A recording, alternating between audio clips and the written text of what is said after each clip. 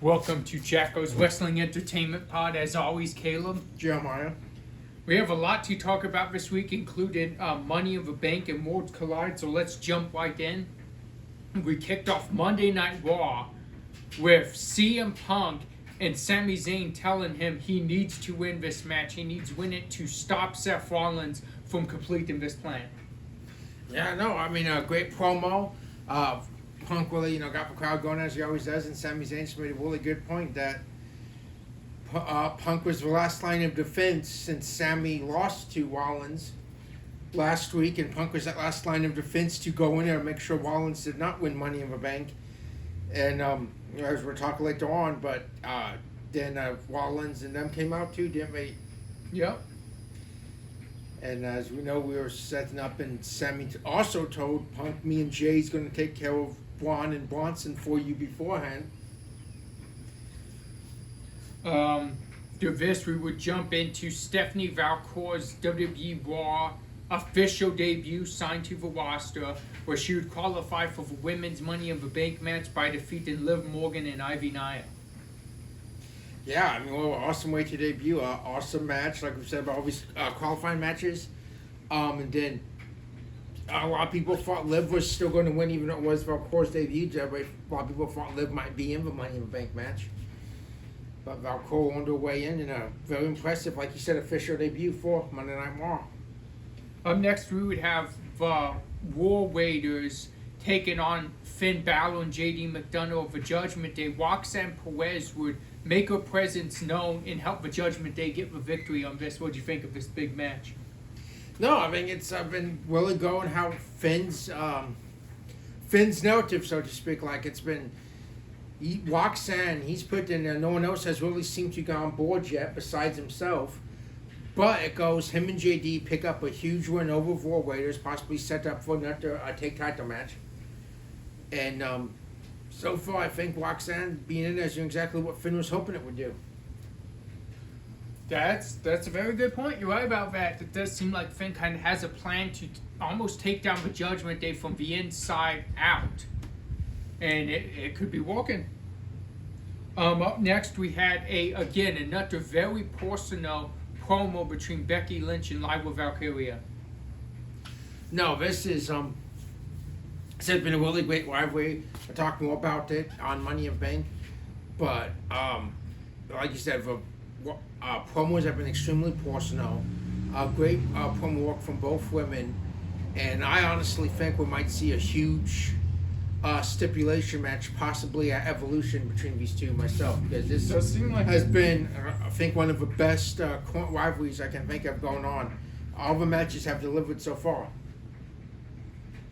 Next, we had that big tag team match you mentioned. We had Jey Uso and Sami Zayn against Braun Breaker and Bronson Reed. And one thing just that was noticed by me, and I've seen it online, and I talked to you about this yesterday. This Braun Breaker Bronson Reed team seems like a old, like late 80s, early 90s type tag team build, and especially with their music combination, just has that big, scary tag team feel to it. Exactly, like you said, like natural disasters or was it Twin Towers, like Powers of Pain, like all those massive teams back during that time frame. And yeah, no, these guys fit into it. But they like these guys, but possibly more athletic wrestlers, though. You think kind of like that big power, but almost like the power and athleticism of like a Road Warriors, almost of like what these guys can do. Or even, close to home for Braun Steiner, what there's size, but powerhouse athletic too. And I know that Sami and Jay tried. It did not work though. It did not, and Seth Rollins delivered a helping hand to his guys, him and Paul Heyman's guys, and it's just weird how everything seems to be going, and we'll talk more about later on, but everything seems to be going exactly how these masterminds, Seth Rollins and Paul Heyman, have planned, and that's a scary thing. That's it. You have a wise man and you have a visionary, and so far, it's getting there. I mean, we don't know the full plan just yet, but like you said, we'll talk about it. It seems like it's getting very close to what he wants is going to happen sooner rather than later. Up next, we had Kyrie Sane versus Jacal Rodriguez. We saw Liv out there with Jacal, although Finn was trying to get Roxanne to be out there. And then we saw Io Sky, an interference from Io to try and deliver a helping hand to Kyrie Sane.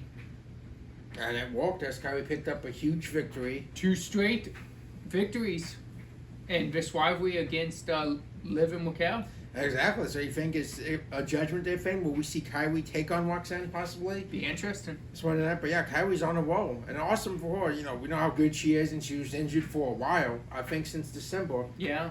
So it's great to see her back in the mix and on this roll too.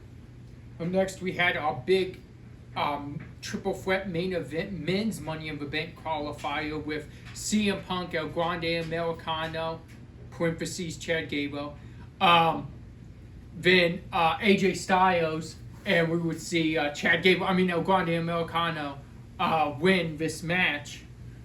And then a lot of commotion going on after with Seth Rollins and his guys and Sammy, Jay, and early on in the night, Gunther told Jey Uso that you're putting yourself in something that has nothing to do with you.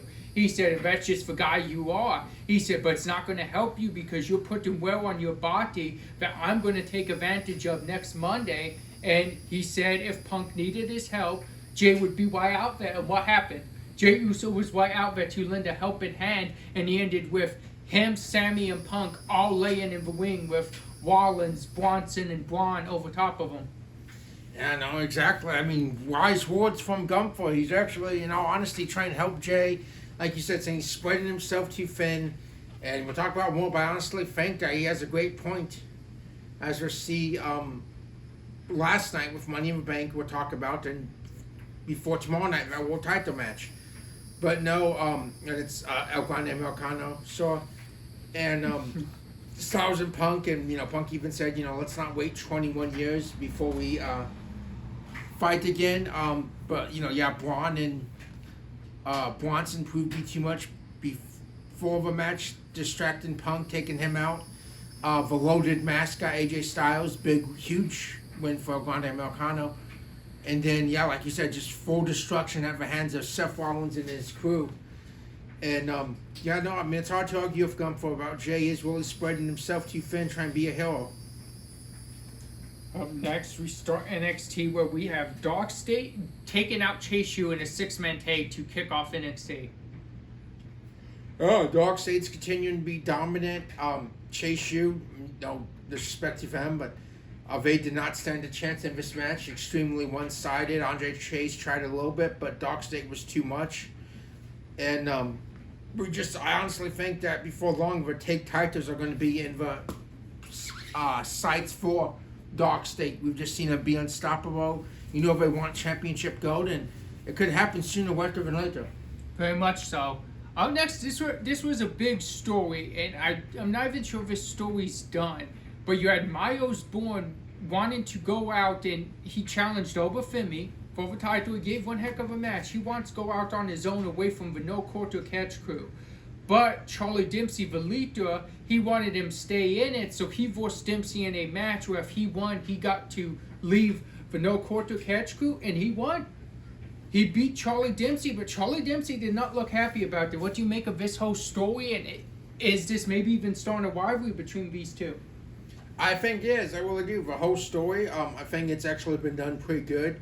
It's a unique story I've seen. It's not really so far, doesn't seem like hard feelings. Dempsey wants him to stay. He earned his way out, but Dempsey did not look happy. A great match, rounds match. We haven't really seen that ever since Lexis King won the Heritage Cup, and I can't even think, to my knowledge, Noam Dar's defended it yet since winning it back from him. But the rounds match, I think, is a very cool concept. And, Miles Bourne won the victory. But, no, I'm with you. I don't think it's over yet. I don't think Charlie Dempsey's just going to be okay with it. No, I don't think so. Up next, we saw Tyra May Stills NXT debut. She's the LFG winner, and she defeated Ariana Grace. Yeah, no, very impressive. She looked good in there. Grace did a good job, too. We're seeing... it looks like they're already going somewhere with these LFG people, which is awesome because, you go back a decade or so ago when they did the last couple Tough Enoughs, and it never really winners never really went anywhere. It just kind of faded out. I don't remember seeing any of one from the Stone Cold season on TV. So I'm happy that this worked. It's not just doing it just to do the show, just to do it. We're actually seeing something come from it. She looked good. We talked about Casper Troy last week, and he has a title match next week coming. Yeah, that's going to be a big one. Yeah, so far, so good. I like how they're keeping the ball rolling and actually make this mean something. Good job so far. Up next is very interesting. We saw JC Jane and Fatal Influence go in. They were talking about how everybody counted JC Jane out, but she never counted herself out, and she knew what she could do. She became champion. Well, a whole brawl would ensue with a bunch of the top in NXT Women's Division. We've talked about it a lot. Great wrestlers in there. Yeah. A lot of them, including Jada Parker, Jordan Grace, Fia Hell, and many more, would just talk and say they want next. They want to challenge JC Jane for this title. But then we would see the debut of formerly in AEW Mariah May. We aren't sure what her name exactly will be in NXT, but she stole the spotlight, and she told JC Jane that she has next for that title. So it'll be interesting where it goes. But what'd you make of this whole thing and Mariah May's NXT debut? No, I think it was done really well, like we said. I mean, it's hard to argue that NXT just doesn't have the best women's division in wrestling, and with Evolution coming up, I really hope they kind of branch into some of. We have talent on the main roster too, but I think you should branch into some of our NXT talent as well and have them on Evolution. Myself, I think that'd be really cool. And also, no, very done well. I mean, we've been talking about ourselves before on this podcast. It looked like Fatal Influence was on vlogs. They were done, but it looked like maybe it was just a whole time a hoax to let Valkyra lower her guard. They seem to be a completely one in unit right now. Behind JC as champion, Fallon and Jasmine seem to be. And no, Mariah May making a debut very similar to Ricky Saints a few months back, and we know that went well. He won a championship. So yeah, JC better watch out. We don't know what her name will be yet, but she most definitely had the crowd behind her. Everyone's anticipating to see what she will be going by, and her setup will be. I mean, what was it? All In last year, where her and Toni Storm had that really good match everyone talked about. I believe so. So yeah, if you're not familiar with who Mariah May is, I urge you just to go and watch. I want to say All In 24 with her against Toni Storm, because that was a really good match. It only gives you an idea of who she is if you're not familiar with her, but it's going to be very interesting to see the impact she has on NXT going forward. Next, we had a big 8-man tag, a lot of implications for World Collide, and more to come with the NXT North American Championship. We had a lot of Evolve guys in there. We had Ethan Page, Javon Evans, Dragon Lee. But what'd you make of this match, and just the showcase that Evolve got from this? Because we know WWE has Evolve, but they showcased a lot of their talent in this match, as in there were more Evolve talent than actual WWE NXT talent. Yeah, no, I think it was really a smart way. I mean, and we're talking about Worlds Collide too, they have Worlds Collide, they have Evolve, but they're keeping these Evolves almost like developmental almost to NXT in a sense, in AAA, but it's like now you have these other brands and you're using them, you put a spotlight on them, and then you mix them in with NXT, which is done very well. Like you said, yeah, I mean, half of this match was Evolve, so they really got a spotlight, they stepped up, and yeah, nice, good match, and a good preview of to build towards that fail four-way for Worlds Collide. Up next, we had something very interesting to main event NXT. We had Trick Williams, Mike Santana for the TNA World Heavyweight Championship. I thought it was really cool to showcase the TNA World Championship and even TNA talent in this match, because we saw more than just Mike Santana. Yeah, exactly. We saw Elijah, formerly Elias and Vardians, KC Navarro of Impact, AJ Francis of Impact, who was top dollar in WWE. But surprisingly enough, they go and help the NXT guy keep the TNA World Championship. Which, Very interesting. yeah, extremely interesting, and screwed over their own guy in Mike Santana. So there's to see how that goes. But yeah, Trix said he's going to hold on to that TNA Championship for a while, and so far he still has it. That's true. It'll be interesting to see who is it a TNA superstar, or is it maybe an NXT superstar that knocks Trick off the top of TNA's mountain? That's true, but now you have 4-1. Could it even be maybe a AAA Yeah. star with a, they talked about doing TNA will have a presence in Triple Mania as well as NXT Superstars in August, which is like the WrestleMania to AAA. So it'll be very interesting to see how that goes, and it's a crazy time. I mean, we've seen stuff like this before, but never a WWE being like this with the AAA and the TNA and stuff like that. Vince would have never done that. So I mean, it's really an awesome time to be a wrestling WWE fan right now, because it's really something I never thought we'd ever see. Going back to the Forced Worlds Collide, which they talk about in Worlds Collide event, that was WCW in AAA. So it's really cool that years later, now it's the WWE in AAA. That's a big progress. Yeah, exactly. And Conan saying, you had talent such like Eddie Guerrero and Rey Mysterio on that card, and everyone knows what they did. Two Hall of Famers right there, career. So who knows, when you watch these events, what future superstars you may see. SmackDown. Before we get into it, I thought SmackDown was really cool because it reminded me of an older SmackDown, like SmackDown like 04, 05, 06, around the area where you had one story and this story kept going throughout the night. We don't see that a lot now. But that's what this reminded me of, because we started the show off with something that would stay throughout the night. We started the show off with Seth Rollins and his guys, Bronson Reed, Paul Heyman, talking about taking down everyone else for competition in the Money of the Bank match. He was on SmackDown. Everyone for the Money of the Bank ladder match just happened to be on Friday Night SmackDown. He talked about how he was going to work on winning that briefcase, and it was going to start on Friday Night SmackDown. Well, he was confronted by Solo, Jacob Fatu, JC Mateo, which we know only Solo's in the match, but throughout the night, Seth worked on taking out guys that would be in the Money of the Bank ladder match to weaken them up for the very next day. Yeah, no, it was genius. Like I said, it was a continuous story thread, which is rare nowadays. Very awesome to see. It was nice for a back and forth between Solo and his crew against the Rollins and his. But Solo said, "You're on my turf now. SmackDown's our place." And very interesting. Like I said, a visionary, a revolutionary. He had an idea and saw it throughout the night. Then after this, we would see Jimmy Uso defeat JC Mateo. We would see a Jacob Fatu distraction go the wrong direction and actually help Jimmy, which would lead to Solo later on in the night when JC Mateo's mad, telling him, and I'm mentioning this because this will really be pivotal in the Money of the Bank ladder match. Later on in the night, he would tell JC Mateo that you get pay attention. Jacob Fatu, he doesn't think anything out. He doesn't plan anything. He's all gas, no brains. And we would see Jacob Fatu, as they left the room, walk in. He was right outside the door, and he heard everything Solo said.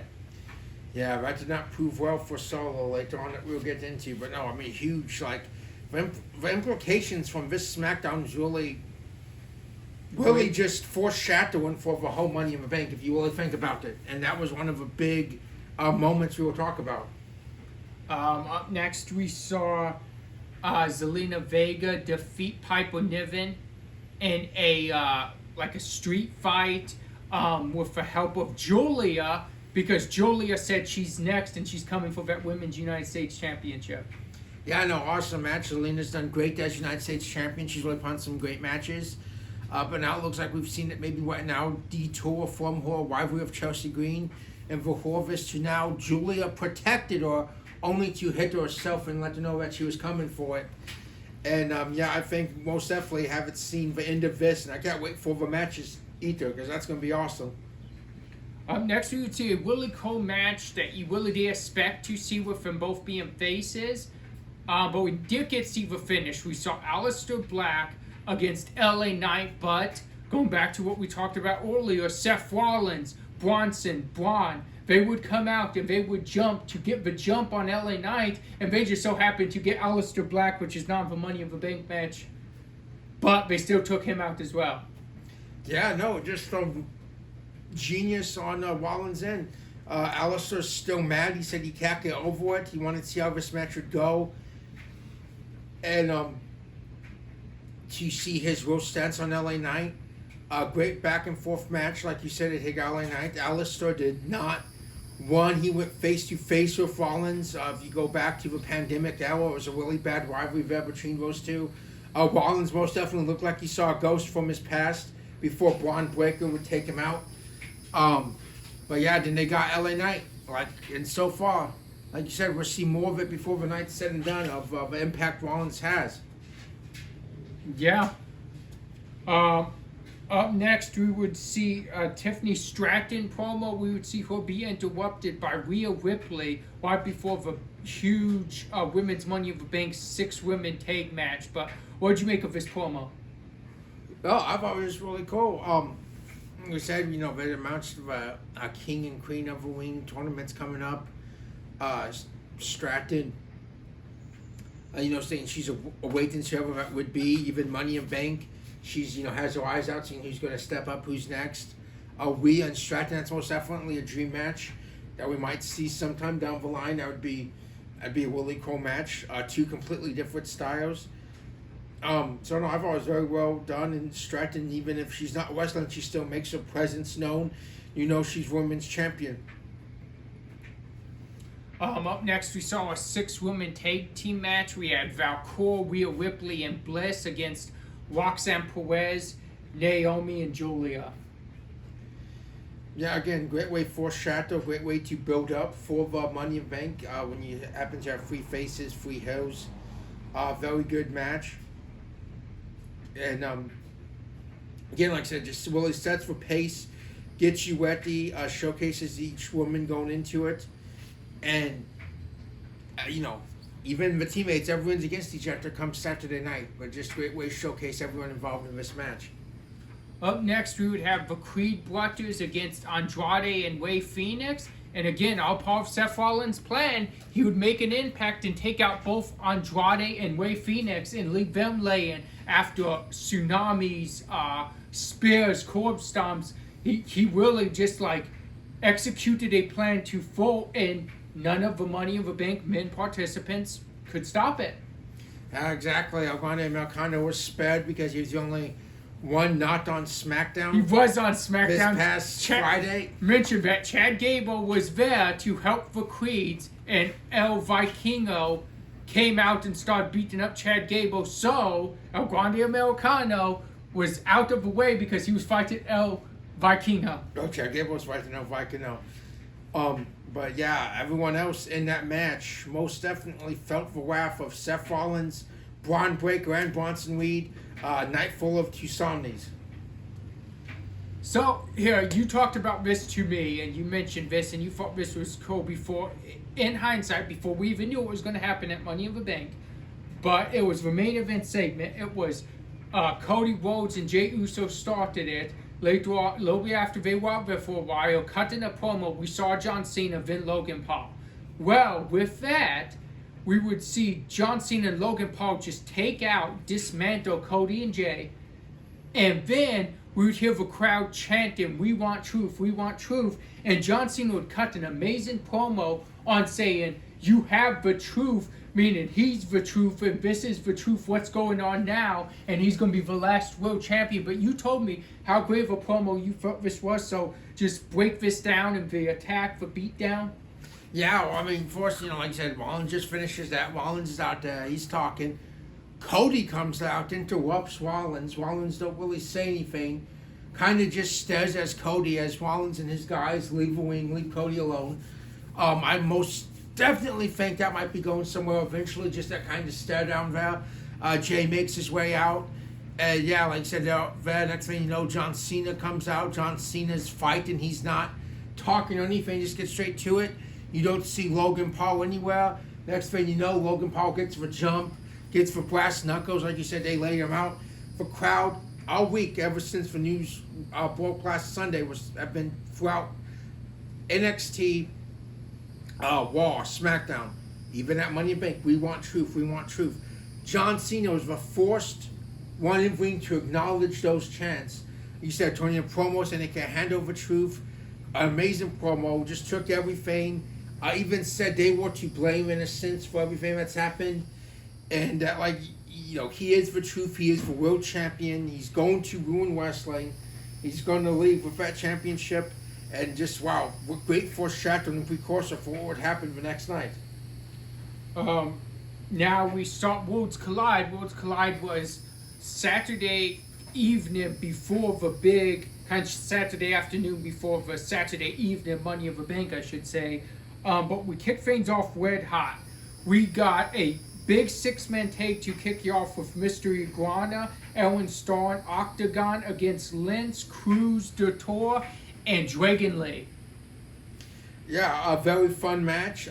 Really, like, helps. I think it's a great way to put a spotlight on Triple H for a lot of fans who's not familiar with them.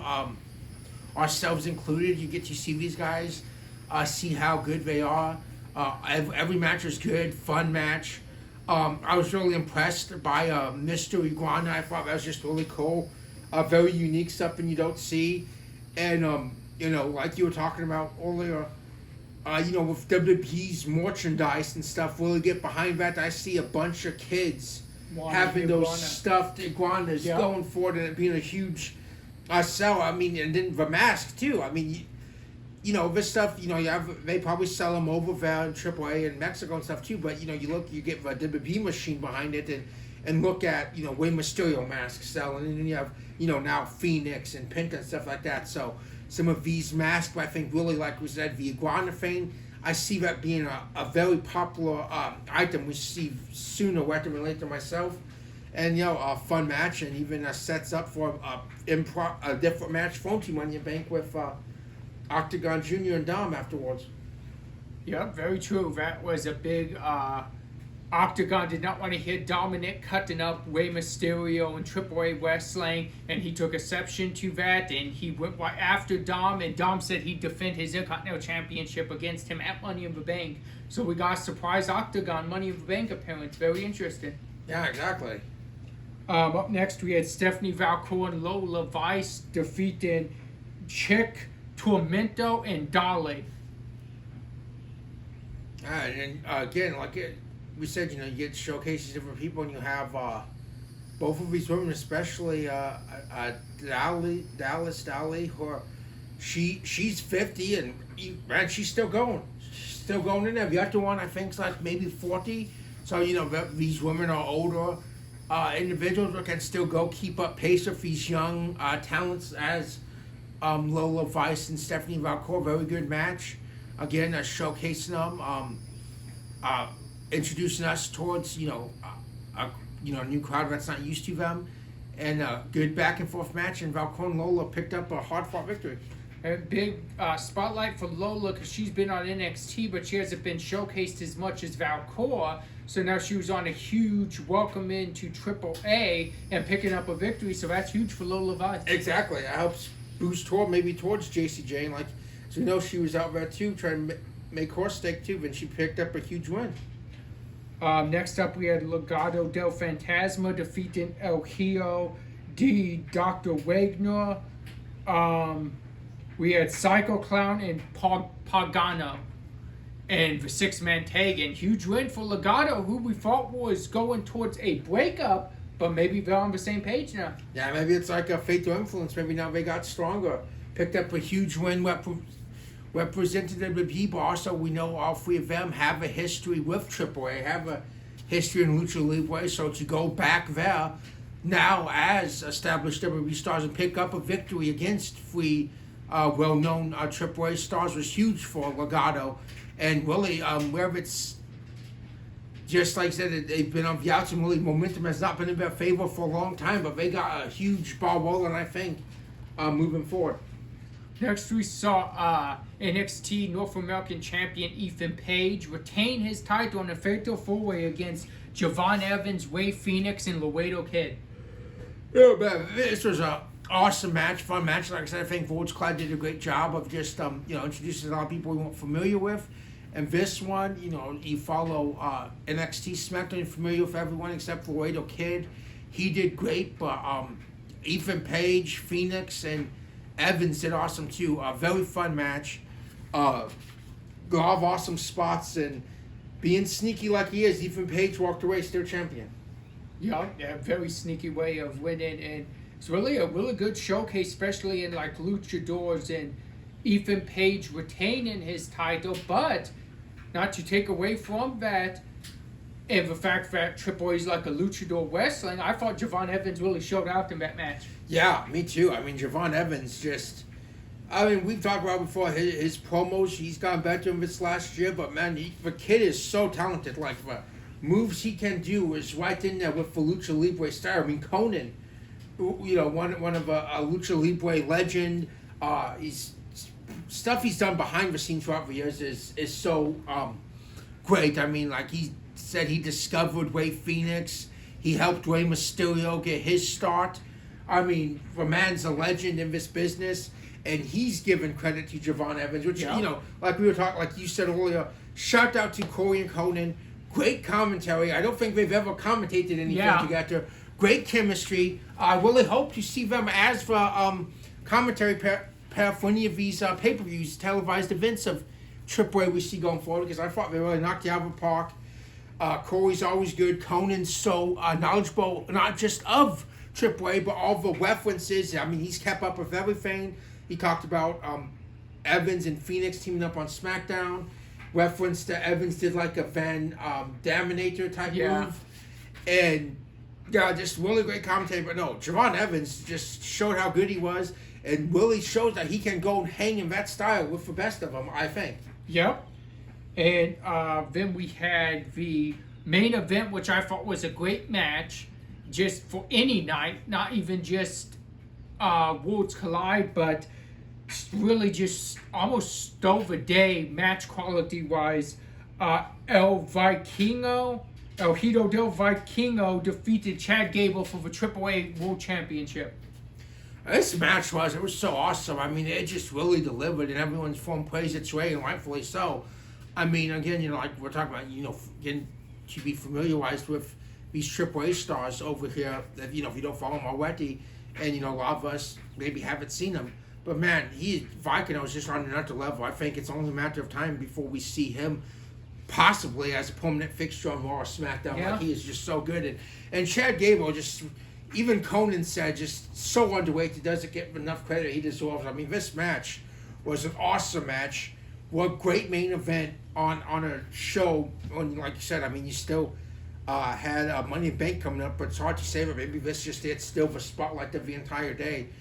Great match, and El Vikingo looks great as that champion for AAA going forward. And Chad Gable did a great job representing WWE and just put on a great match. And huge congrats to both men, because that was an awesome main event for this forced WWE infused Worlds Collide. So right. That was a great way to finish that show off. Now we have the big show, Money in the Bank. We kicked you off with, Naomi winning the women's Money in the Bank. What'd you make of this, and how dangerous is Naomi going to be with this briefcase? Great match. There was. That was awesome. That's a great way to kick off a show, set the great pace. And I'm happy for Naomi. I really am, because, as we know, she left a little bit. She was in TNA. She came back. Naomi has been a world champion before, but back in, I want to say, last time was July or August of 2017. So that's been 8 years, about a long time that she has held any singles gold in WWE. This new persona, this new way, like I said, she's extremely dangerous. Tiffany Stratton and Io Sky, they'll keep her head on a swivel, because she'll take any chance she can get, and she'll make her own opportunity, because we know she'll jump anyone from behind at any point too. Caution, most definitely, but yeah. Great match, and huge congrats to Naomi. I can't wait to see where this goes. Up next, we had Dom defeating Octagon Jr. Kind of mostly Dom. I don't know. Octagon got in a few feints, and it was a distraction that would win Dom the match. but a lot of this match was like I'd say 75% Dominic Mysterio. Yeah, I mean, you look, Octagon just wrestled earlier on the day, but, he got a chance. They got that spotlight. You got a chance to just take one of them, and not do a really good one, and put him in there to show more people, get more of a spotlight on AAA. It was mostly Dom. Dom's been a very dominant kind of champion. Any match he's defended in, he's kept. He's kind of keeping his. He said he wants to be the best kind of champion. He wants to be the best luchador, and so far he's beat Penta and Octagon Jr. in his title defenses. So it's hard to dispute what Dom's putting out there right now. But it got the spotlight on him. But like you said, that was more Dominic Mysterio. But impressive win. Up next, a very impressive match, especially for a match of two Money in the Bank ladder matches. It held its own. Most definitely was Becky Lynch, Lyra Valkyria, and Becky would win the Women's Intercontinental Championship. Yeah, like you said, a great match. It's always hard to be the non-ladder match on this card. They did a great job of not even making you think of ladder matches, just thinking of this match as it was going on. Underhanded. Becky picked up the victory, got the title. She made Lyra live up to her part, but then pushed it. Lyra would German her at the end. This is far from over, and like we were talking about earlier, I really hope we get a stipulation match at Evolution, because I honestly think this could still be show. I don't know what matches are yet, but this is far from over. Becky and Charlotte, I think, really stole the show on the very first Evolution match, or last women's standard match. So we know Becky can do it, and she's awesome, and yeah, she's not going to take this loss. Good. Next, we had the men's Money in the Bank match, and a lot would end up going on in this. We would see Seth win the Money in the Bank briefcase, which it was hard to bet against him with Bronson and Braun around, but you'd also see JC Mateo and Jacob Fatu interfere. We would see what seems like fans have been wanting for a while. We would see Jacob Fatu make that turn, and I think he's really going to be one of the biggest faces in the company now. And Wivo Solo and JC, but just huge match, big win for Seth.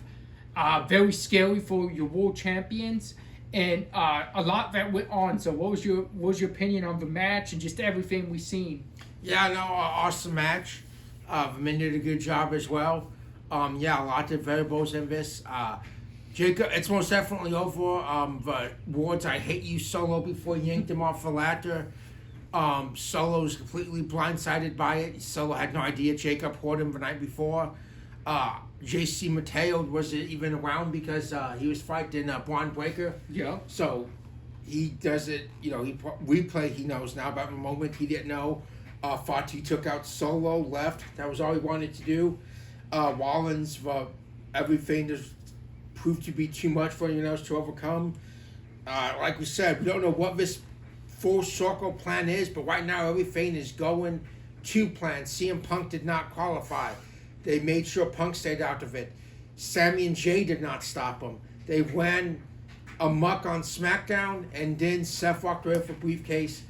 And again, Jay and John Cena even better watch out with Seth and his army.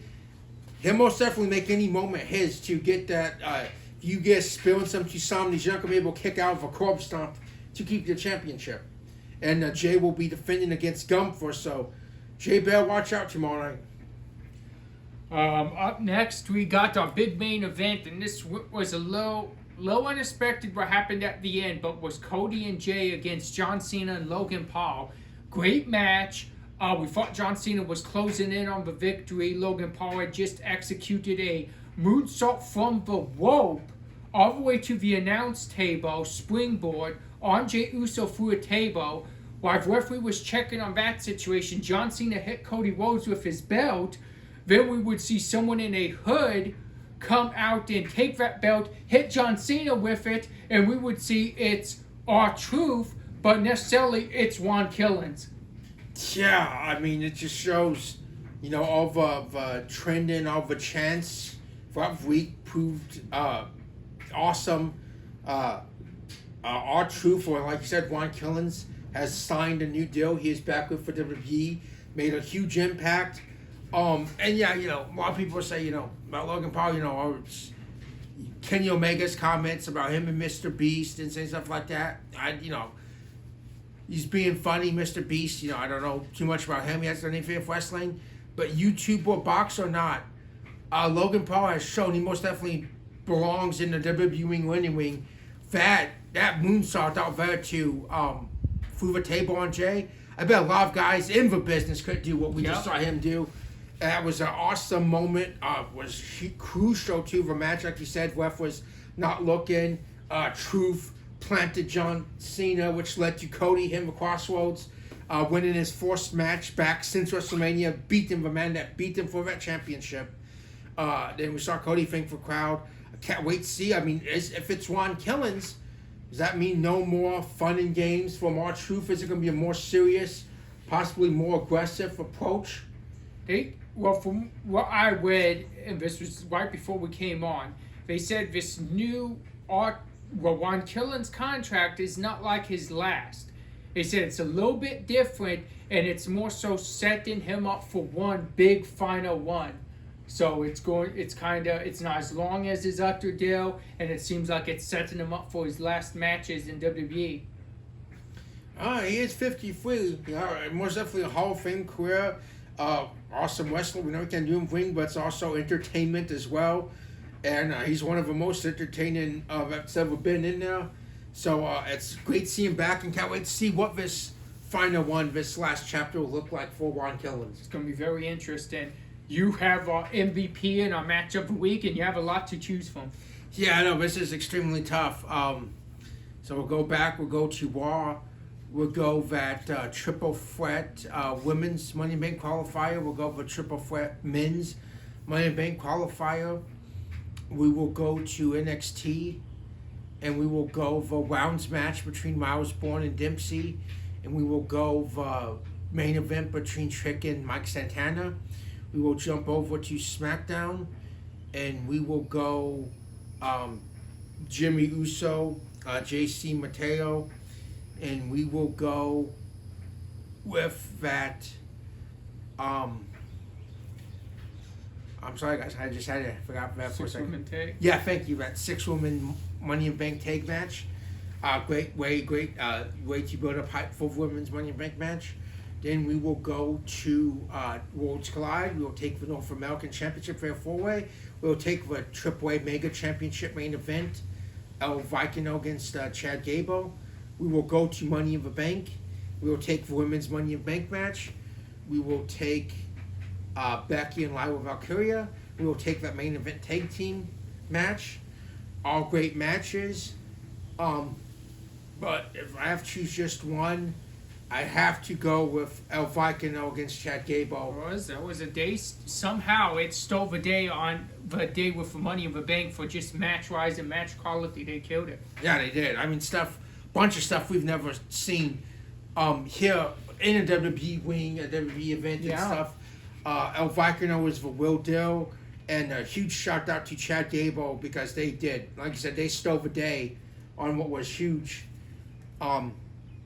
day in WWE. And then MVP, I think there's only one I can go with this week. Phil, and I know who you go. We're going with the chance throughout the week, the trip to Trendon, and everyone's talking about last night.